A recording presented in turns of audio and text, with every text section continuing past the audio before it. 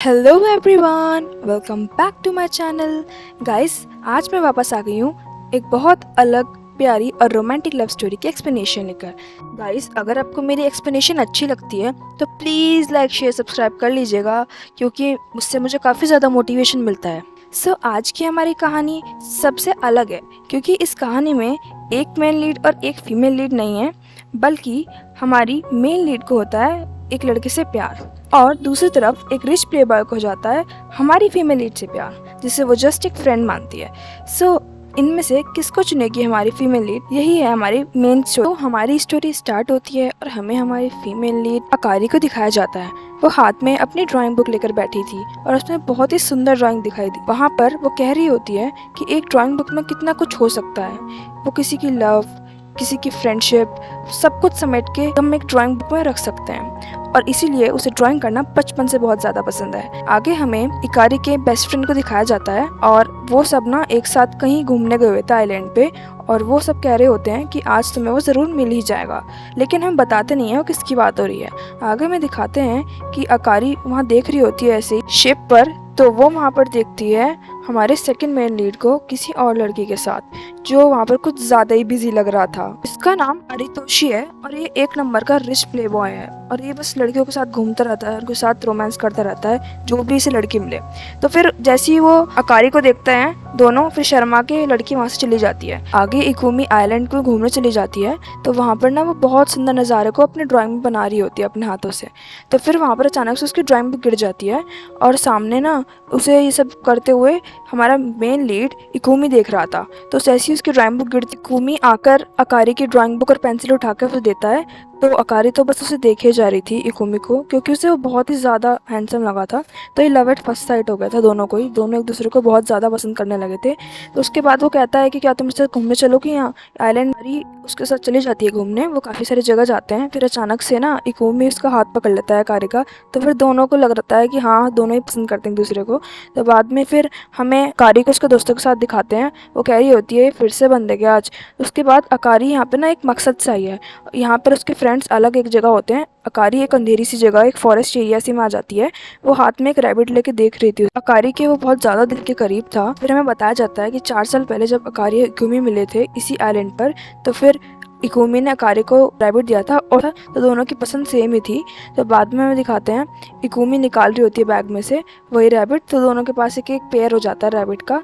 और बस इस बात इकुमी अकारी को कह देता है कि मुझे तुम बहुत अच्छी लगी हो, और ज़िंदगी में पहली बार मुझे ऐसी कोई लड़की लगी जिसे देखते ही मुझे प्यार हो गया। मैं अकारी से कह देता है 4 साल बाद एग्जैक्ट यहाँ मीटियोर शो दोबारा से होगा, इसीलिए तुम यहाँ पे दोबारा आना, और हम इसी जगह सेम टाइम पर मिलेंगे। तो उसके बाद इसीलिए अकारी इतनी दूर जापान से यहाँ पर आई थी आइलैंड पर उससे मिलने के लिए। फिर बाद में अकारी वहाँ बैठी होती है, तो वहाँ पर अचानक से अरितोषी आ जाता है। वो उसे वहीं शिप पर मिला था, पर वो याद नहीं कर पा रही थी कि वो कौन है। तो वो कहता है कि क्या तुम अपना रास्ता भटक गई हो। तो उसके पास आके बैठ जाता है, और फिर उससे अचानक से कहने लगता है कि क्या तुम दुखी हो, चलो मैं तुम्हें कंफर्ट कर देता हूँ। तो फिर उसे ज़बरदस्ती फोर्सफुली किस करने लगता है, लेकिन अकारी तो बहुत ज़्यादा गुस्सा हो जाती है, कहती है कि क्या बदतमीजी है, वहाँ भी मैंने देखा तुम लड़की के साथ लगे पड़े रहते, और उसके बाद यहाँ पे भी आ गए हो। तो कहता है कि सॉरी सॉरी, मुझे लगा तुम उन लड़कियों में से हो जो पसंद करती हैं सब करवाना। तो उसके बाद वो कहते हैं कि तुम यहाँ क्यों आई हो, किसका वेट कर रही हो। अकारी कहती है कि मैं अपने फर्स्ट लव को मिलने के लिए आई हूँ, हम दोनों ने प्रॉमिस किया था इसी टाइम पे यहाँ पे मिलेंगे, लेकिन वो आया नहीं। तो फिर वो कहता है कि 4 साल बाद कौन मिलेगा यार, कैसी बात कर रही हो। उसके बाद वो कहती है तुम चुप रहो, तुम्हें क्या पता है, तुम जैसे प्ले बॉय। ऊपर से ना आकाश में बहुत सारे तारे गिरने लगते हैं, क्योंकि ये मीटियोर शो ही था। तो उसके बाद वो खड़े होकर देखने लगती है, तो वहाँ अरितोषी बस देखता रह जाता है उसकी ब्यूटी को, इसीलिए वो खड़ा होकर उसकी फोटो लेने लगता है उसके बिना पूछे। अरितोषी ना एक बहुत अच्छा फोटोग्राफर था। आगे हमें दिखाते हैं अकारी को इकुमी में नहीं मिलता, तो उसके बाद वो अपने घर आ जाती है। अकारी अभी कॉलेज स्टूडेंट है, लेकिन वो जॉब लेना चाहती थी, इसीलिए वो जॉब का इंटरव्यू देने जाती है। वो सब लोग उससे पूछते हैं कि आप आर्ट करना पसंद तो है, लेकिन आपके पास कोई डिग्री नहीं है, लेकिन आपका वर्क कैसा आप दिखाएंगे ज़रा, कैसा रोल आपको चाहिए। लेकिन उसे तो इन सब का जवाब पता ही नहीं था, क्योंकि पहले कभी इंटरव्यू नहीं दिया था। तो वो घबरा जाती है और नहीं अच्छा इंटरव्यू जाता उसका। इधर हमें अरितोषी को दिखाया जाता है, वो यहाँ भी अपनी कंपनी में अपने किसी कलीग के साथ लगा हुआ था, और वहाँ उसे फ़र्क भी नहीं पड़ रहा था कोई आ रहा है कि कोई जा रहा है। उसके बाद हमें आगे आगे हमें नात्सुना को दिखाया जाता है। ये अकारी की बेस्ट फ्रेंड है, इसे थिएटर और ड्रामाज में पार्ट लेने का बहुत शौक है, लेकिन अब तक इसे कोई भी कांटेक्ट नहीं मिलता बल्कि इसे सीखने के लिए पैसे और देने पड़ते हैं। तो इसे काफ़ी ज़्यादा पैसे देने पड़ते हैं, लेकिन इसे पैसे होते नहीं है, तो ये छोटी मोटी जॉब ढूंढती रहती है हर वक्त। अकारी का ना इंटरव्यू अच्छा नहीं गया होता, तो वो बहुत ज़्यादा बुरा फील कर रही होती है। तो वो यामातो के रेस्टोरेंट में खाना खाने आती है। यामातो उसका बेस्ट फ्रेंड है। तो यामातो, नात्सुना और अकारी बचपन से बहुत अच्छे दोस्त हैं। तो यामातो उससे कह रहा होता है कि कोई बात नहीं, अगली बार मेहनत करना और बहुत अच्छा करके आओगे तुम। वो उसकी फेवरेट डिश बनाता है, उससे पता है उसे क्या पसंद है, क्योंकि वो उसे बचपन से पसंद करता है। लेकिन अकारी की तरफ से ऐसा कोई सिग्नल नहीं है, तो वो आज तक नहीं बोल पाया इस बात को उससे। आगे हमें दिखाते हैं, अकारी अपनी ड्राइंग बुक देख रही होती है। वो याद कर रही होती है सारे पल इकुमी के साथ, कितना अच्छा दिन था वो जब उससे मुलाकात हुई थी और उसने उसे रैबिट दिया था, सब याद कर रही होती है। इधर वो बात करने जाती है अकारी नात्सुना से। तो नात्सुना से कह रही होती है वो कि तुम तो कितनी अच्छी हो, तुम तो बहुत कुछ आता है, मुझे तो कुछ नहीं आता। इधर हमें नात्सुना की असलियत पता चलती है कि नात्सुना इतनी ज़्यादा गरीब है कि उसके पास पैसे नहीं होते, तो वो किसी के साथ भी डिनर करने चली जाती है और डिनर के बदले उन्हें पैसे मिलते हैं। तो फिर इधर अकारी ना ऐसी रास्ते में रातों कहीं से आ रही होती है, तो वहाँ पर एक आदमी जाता है। वो ज़बरदस्ती कहने लगता है कि मेरे साथ चलो, मेरे साथ चलो। उसे कुछ समझ नहीं आ रहा होता कि किस बारे में बात हो रही है, लेकिन वो हाथ पकड़ खींचने लगता है। तो वहाँ अचानक से एक इंसान आता है, उसके सामने आकर उस आदमी से लड़ता है, उसे पीटता है और उसे हाथ पकड़कर भगाकर कहीं और लेकर चला जाता है। तो वो जैसे ही मुड़ के देखते हैं ना एक जगह रुकने के बाद, तो पता चलता है कि वो इकुमी है। और जैसे ही अकारी को पता चलता है कि इकुमी है, वो अजीब सा एक्सप्रेशन बनाती है, वो भागना शुरू कर देता है इकुमी उसे छुपने कर, पता नहीं कहाँ चला जाता है। फिर हमें दिखाया जाता है इकुमी किसी का सर्वेंट बना हुआ था, वो किसी की सिगरेट जलाता है, उसका मतलब माफिया गैंग से कोई कनेक्शन हो गया था अब। तो कारी उसके पीछे भागी भागी आ जाती है। तो वहाँ एक क्लब दिखाया जाता है, वहाँ पर वो भागी भागी अंदर घुसना चाह रही होती है, लेकिन उसे कोई अंदर नहीं आने देता। फिर वहाँ पे ना एक जॉब की पोजीशन खाली थी, तो वो अचानक से कह देती है कि मैं तो जॉब के लिए आई हूँ। तो फिर अंदर घुसती है, जैसे ही वो इकुमी से मिलने के लिए बहुत सुंदर से कपड़ों में आती है, रेड कलर के गाउन में। तो फिर वो इकुमी से बात करना चाह रही थी, लेकिन वहाँ पे जो सर्वेंट होता है उसका हाथ पकड़ के कहता है कि तुम यहाँ क्या कर रही हो, चलो अंदर, तुम्हारा काम ये है आज से। तो उधर क्या करना होता है, जो भी गेस्ट आए उनके साथ बैठकर उनसे बातें करनी होती हैं, उन्हें कंपनी देनी होती है, उनके साथ ड्रिंक करनी होती है। तो उसके बाद अकारी तो बार बार इकुमी को देखे जा रही थी, उससे बात करने की कोशिश कर रही होती है, लेकिन इकुमी से पूरी तरह से इग्नोर कर रहा होता है और वहाँ पर वो बिजी हो जाती है उन सब क्लाइंट्स के साथ। फिर अचानक से वो बहुत ज़्यादा ड्रिंक कर लेती है और बाद में ना ड्रिंक होने के बाद उसकी फ्रेंड को दिखाया जाता है, नात्सुना को। नात्सुना भी बहुत ज़्यादा डिप्रेस होती है आज, क्योंकि उसको कोई क्लाइंट नहीं मिला होता जो उसको डिनर पे ले जाए और पैसे दे दे। उधर हमें यामातो को दिखाते हैं, वो परेशान हो रहा होता है अकारी के लिए, बहुत रात हो चुकी होती थी। तो अकारी वहाँ बहुत ज़्यादा ड्रंक हो जाती है, वो नशे नशे में इकुमी को कह रही होती है इकुमी चैन, तुम आखिर मुझे मिल ही गए। तो उसके बाद उसके साथ एक लड़की होती है जो उसके साथ बैठी होती है, तो वो इकुमी को रात को कह देती है कि इकुमी मैं जा रही हूँ, तुम इसका बैग पकड़ो और इसे सही जगह पे छोड़ो ना, मुझे नहीं पता अब इसके बारे में। इधर हमें अरितोशी को दिखाया जाता है, वो किसी और लड़की के साथ होता है इस वक्त, और वो अकारी की ड्राइंग बुक देख रहा होता है, क्योंकि अकारी और वो जब मिले थे तो उसकी ड्राइंग बुक वहीं रह गई थी, तो उसे वो ड्राइंग बुक बहुत अच्छी लगती है, वो सारे इमोशंस फील कर पा रहा था। उधर हमें अकारी को दिखाया जाता है, वो बहुत ज़्यादा ड्रंक थी, इसीलिए इकुमी को उसे अपनी पीठ पर बिठा कर लाना पड़ता है। और बाद में वहाँ पे यामातो आ जाता है, क्योंकि यामातो को फ़ोन किया था इकुमी ने उसे ले जाने के लिए। तो फिर वो पूछता है कि तुम कौन हो और तुमने क्या किया इसके साथ कि इतनी ड्रंक है। इसके बाद वो कुछ बोलता नहीं है, वहाँ से चला जाता है चुपचाप। फिर अगले दिन दिखाया जाता है हमें कारी कॉलेज जाती है अपने दोस्त के पास, तो नात्सुना उससे कह रही होती है कि उससे मिली तो वो कहते हैं हाँ मैं उससे मिली थी। फिर घर आके वो रोती हो बहुत कि उसने उससे बात नहीं करी। उधर यही हाल हो रहा होता है इकुमी का भी, वो बस उसके दिए हुए गिफ्ट छोटे से रैबिट को देखे जा रहा होता है बार बार। नात्सुना यामातो को बहुत ज़्यादा पसंद करती थी, लेकिन आज तक वो भी नहीं बोल पाई थी। फिर वो अचानक से जा रही होती है उसके रेस्टोरेंट में, तो वो बस बोल देती है, वो सोचती है मन में कि अब तो बोल ही दूंगी। वो बोलने के बाद से जाते डायरेक्टली किस कर लेती है और वो बेचारा परेशान हो जाता है कि ये क्या कर रही है। आगे हमें अरितोशी को दिखाया जाता है, वो सेम कॉलेज में पढ़ता है जिसमें अकारी पढ़ती है, लेकिन वो बहुत ज़्यादा रिच प्ले बॉय है ना, इसलिए तो उसके आसपास बहुत सारी लड़कियां घूमती रहती हैं। लेकिन वो जाके सीधा अकारी के साइड में बैठ जाता है और पूछता है इससे, कहता मैं तुम्हारा फर्स्ट लव मिला? वो कहती है हाँ मिला तो, लेकिन उसने हमें पहचानने से इनकार कर दिया। लेकिन वो कहता है कि तुम्हारी एक ही लाइफ होती है, तो तुम उसे एक बार वापस जाके कन्फेस कर दो, क्या पता वो किसी वजह से तुम्हें मना कर रहा हो। उसके बाद वो उसकी बातों से बहुत ज़्यादा इफेक्ट हो जाती है, वो भागी भागी चली जाती है तो थैंक यू बोलकर। वो कहता है वेलकम। बाद में वो भागी भागी जाती है, उसके पास सीधा इकुमी के पास जाती है, उससे कहती है कि मुझे तुम्हें कुछ कहना है कि 4 साल पहले हम मिले थे, तुम्हें याद होगा, तुम ऐसे भूल नहीं सकते हो। वो कहती है हम दोनों ने प्रॉमिस किया था मिलने का, लेकिन तुम आए नहीं और सिर्फ मैं ही आई, ऐसा क्या हुआ जो तुम वहाँ पर नहीं आए। फिर वो उसके हाथ में वही ड्राइंग देती है जिस ड्राइंग को देखकर वो उसे बहुत ज़्यादा पसंद आई थी।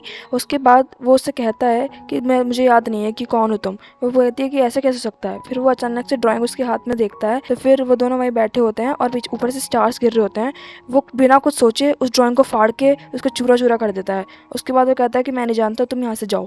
इकुमी उसकी ड्राइंग के टुकड़े टुकड़े करके उसी के ऊपर फेंक देता है और इस बात से अकारी बहुत ज़्यादा हर्ट हो जाती है। बाद में वो उठकर उन्हें ही देखे जा रही थी बार बार कि वो कितने प्यार से बनाई थी उसने ड्राइंग। और हमें आरितोशी को दिखाया जाता है, वो कंप्यूटर पे देखे जा रहा था अकारी की वही फ़ोटो जो उसने खींच ली थी उससे बिना पूछे। उसे अकारी फर्स्ट साइट में बहुत ज़्यादा पसंद आई थी और वो उसे पसंद करने लगा था। आगे हमें इकुमी को दिखाया जाता है, वो बस बैठा होता है, वो कुछ सोच रहा था। उधर अकारी उन टुकड़ों को चुन रही थी, उसका दिल टूट चुका था, वो बहुत ज़्यादा रो रही थी। उधर घर आके वो उन्हें जोड़ती है और वहाँ पर एक टुकड़ा बच जाता है जो मिलता है अगले दिन इकुमी को। तो वो भी उसे उठा के पता नहीं क्या करता है उसका, लेकिन उठा लेता है। बाद में उस टुकड़े को देख रहा होता है और उसके हाथ में वो होता ही है कि तुरंत वहाँ वो लड़की आ जाती है रात वाली। वो उससे कहती है तुमने उस लड़की को छोड़ दिया था क्या? फिर वो कहता है कि हाँ। फिर वो कहती है कि तुम उसे जानते थे? वो बोलता है नहीं नहीं, मैं नहीं जानता।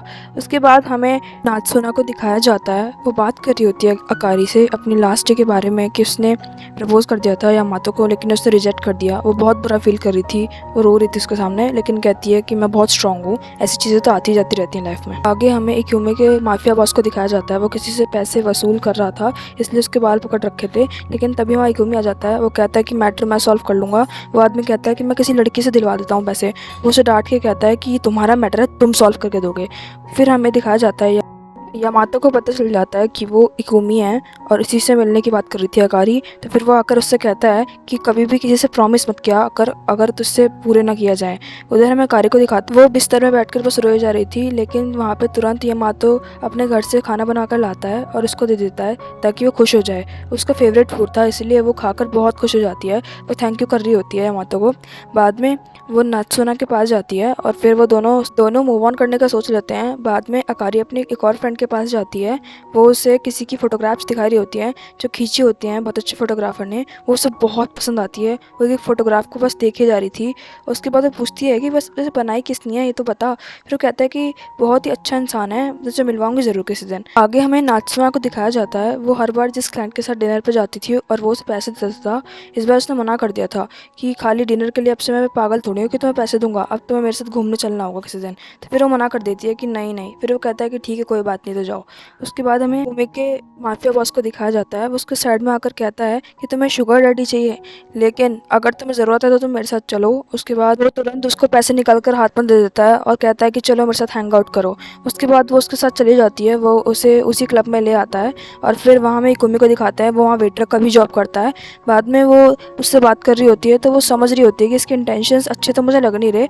वो उससे कह रहा होता है कि तुम्हें पैसे चाहिए तो मैं दे दूंगा, बस तुम। उसके बाद वो उठती है अचानक से, कहती है मैं एक बार वॉशरूम में क्या हूँ कि, लेकिन वो कहता है कि कोट तो यहाँ रख दो, वॉशरूम में तो जाना है। फिर वो वहाँ से किस तरह निकलती है बाहर वहाँ, लेकिन इकुमी मिल जाता है उसे, उसकी हेल्प करता है। वो कहता है कि मैं समझ रहा हूँ कि तुम्हें करने की कोशिश कर रहा है आदमी, ऐसा ही है, ये सबके साथ गलत ही करने की सोचता है, इसलिए तुम जाओ यहाँ से। उसका हाथ पकड़ के बाहर लेके आ जाता है। फिर वो कहती है मेरे पास कोट नहीं है मेरा, तो वो कहता है कोई नहीं, तुम मेरा कोट ले जाओ, कोई बात नहीं, कुछ नहीं होता। उसके बाद उसे कोट उड़ाता है वो, और वो उससे बाय कहती है कि थैंक यू सो मच, तुमने मेरी जान बचा लिया आज उस आदमी से। लेकिन उधर से ही उसका बॉस उसे देख रहा होता है, लेकिन कह रहा होता है उससे कि बहुत सही खेल खेला ना तूने, अब मैं तुझे बताता हूँ खेल क्या होता है असलियत में। उसके बाद हमें इकुमी को दिखाया जाता है, वो मिलने गई हुई होती है अरितोशी से। तो वो दोनों साथ में रेस्टोरेंट में जाते हैं, बातें करते हैं। तो अरितोशी कहता है अरे तुम एक चीज़ भूल गई थी मेरे पास। तो वो कहती है क्या? वो कहता है कि तुम्हारी जो नोटबुक थी वो मेरे पास ही रह गई थी। उसके बाद वो कहती है अरे थैंक यू सो मच, मुझे बहुत ज़रूरत थी उसकी। वो कहता है मुझे पता है तुम ड्राइंग करती हो, पर बहुत अच्छी ड्राइंग करती हो यार, प्लीज़ मेरे लिए, मेरी तरफ से मैं तुम्हें स्पॉन्सर करूँगा, तुम एक ड्रामा लिखो मेरे लिए और जैसे कंप्लीट हो जाए तो तुम तुरंत मुझे दे देना। लेकिन वो कहती है कि यार कैसी बातें कर रहे हो, मैं तो ऐसे ही करती हूँ, बस ड्रामा वगैरह नहीं मेरे बस की नहीं है। लेकिन वो कहता है कि तुम कर लोगी, मुझे 100% भरोसा है। अकारी को मोटिवेट करने के लिए ये वर्ड्स काफ़ी थे। वो घर आती है, पूरी जी जान से मेहनत करने लगती है, अपने काम को करने के लिए पूरी मेहनत करती है। उधर हमें दिखाया जाता है इकुमी को, वो थोड़ी देर के लिए रेस्ट कर रहा होता है वहाँ से, क्योंकि बॉस ने छोड़ दिया था उसे। नात्सुना बता रही होती है अकारी को कि कैसे वो फंस गई थी एक इंसान के जाल में और कैसे भले इंसान ने उसे आके बचा लिया, वो भी उसके प्यार में पड़ गई थी ऐसा लग रहा था। बाद में हमें दिखाते हैं इकुमी और अरितोशी बात कर रहे होते हैं उन दोनों ने डील फाइनलाइज कर ली होती है और वो दोनों अपने अपने काम में लग जाते हैं। अकाली रेस्टोरेंट में आती है यामातो के और वहीं पे उसे नात्सुने भी मिल जाती है, तो वो बातों में लग जाती है। फिर वो बाहर आती है रेस्टोरेंट के, तो उसे अचानक से एक अननोन नंबर से फ़ोन कॉल आता है। वो कहता है कि अगर तुम्हें इसको ज़िंदा देखना है पास आ जाओ और इसकी जान बचा लो। लेकिन अकारी एक मिनट के लिए सोचने लगती है कि वो कौन हो सकता है, तो उसे तुरंत इकोमी का ख्याल आता है और वो सब काम इकोमी का ही माफिया बॉस करवा रहा था। वो चिढ़ चुका था इकोमी से कि उसने उस लड़की को कैसे जाने दिया। वो उसे खूब पीटता है और कहता है कि अपना दिमाग बना ले, लेकिन अगर तू चाहता है उसे बुलाना अपने मुंह से बुला ले उसे चुपचाप, वरना मैं मारते रहूँगा। वो उसे बहुत मारता है लेकिन वो कुछ नहीं करता। तो वहाँ अचानक से ना दौड़ी दौड़ी ये बातें सुनकर अखारी खुद ही आ जाती है बिना उसके कुछ फ़ोन कॉल किए। वो वहाँ आकर उसे बचा लेती है। मतलब उसने माफिया बॉस ने कहा था कि अगर वो आ गई तो हम छोड़ देंगे तुझे, अगर नहीं आई तो तुम तुझे मार देंगे, लेकिन वो आ गई। माफिया उसे छोड़ देता है। बाद में दिखाया जाता है कि उसने आने से पहले अरितोशी को फ़ोन कर दिया था कि बचाओ उसे बचाओ। वो समझ जाता है कि उसके साथ कुछ गलत हो रहा है, इसीलिए वो पूछ लेता है कहाँ पर आऊँ, तो वो कह देती है ब्रिज के पास आ जाओ बस, और फ़ोन कट कर देती है। तो अकारी उमी के पास आती है और फिर उसे कंफर्ट करने की कोशिश कर रही होती है, लेकिन वो उसे दूर भगाता है और कहता है कि क्यों उठाया तुमने फ़ोन, क्यों आई हो तुम यहाँ, क्या मैंने बुलाया था तुम्हें। उसके बाद उसकी नज़र अचानक से उसके दिए हुए रैबिट पर पड़ जाती है। उसके बैग में बंधा हुआ था वो उसे उखाड़ के फेंक देता है नदी में। उसके बाद वहाँ पर तुरंत उसी वक्त अरितोशी आ जाता है और फिर वो देख रहा होता है कि उसकी हालत कितनी ख़राब हो रही थी। वो रोए जा रही थी और उसे इतूमी अकेला छोड़ के भाग गया था वहाँ से। इधर हमें दिखाते हैं कि अकारी का तो रो रो के बुरा हाल हो जा रहा था। वो बार बार उस रैबिट को याद कर रही होती है और कह रही होती है कि तुमने ऐसा क्यों किया, तुमने ऐसा क्यों किया। बाद में हमें दिखाते हैं वो बिना कुछ सोचे समझे घुस जाती है पानी के अंदर और बस अंदर जाकर उसे ढूंढने लगती है बुरी तरह। पीछे से अरितोशी आता है, उसके पीछे पीछे वो भी पानी में घुस जाता है। वो उसे रोक रहा होता है, उसके बाद उसे बाहर लेकर आता है। वो रोते रोते बिल्कुल परेशान हो रही होती है। वो उसे अपना कोट उड़ा के कहता है कि इतनी ज़्यादा ठंड हो रही है और तुम ये सब कर रही हो, अगर उसे तुम्हारी परवाह नहीं है तो तुम्हें क्यों है, क्यों कर रही हो तुम्हें ऐसा। उसके बाद वो उसे गले लगा लेता है। अकारी उसके कंधे पर सर रखकर रोए जा रही थी बस, और वो उसे कंफर्ट कर रहा था। और ये वाला पार्ट यहाँ पे खत्म हो जाता है। गाइस, इस ड्रामा में टोटल 6 एपिसोड्स हैं और ये 2 एपिसोड्स की एक्सप्लेनेशन थी। बाकी के 2 वीडियोस मैं अभी जल्द से जल्द आने की पूरी कोशिश करूंगी। आपको ये ड्रामा कैसा लगा और प्लीज़ मुझे बताइएगा कि आपको कौन सा एलिमेंट इस कहानी का बहुत अच्छा लगा। Please guys like share subscribe कर दीजिएगा। So thank you and bye bye.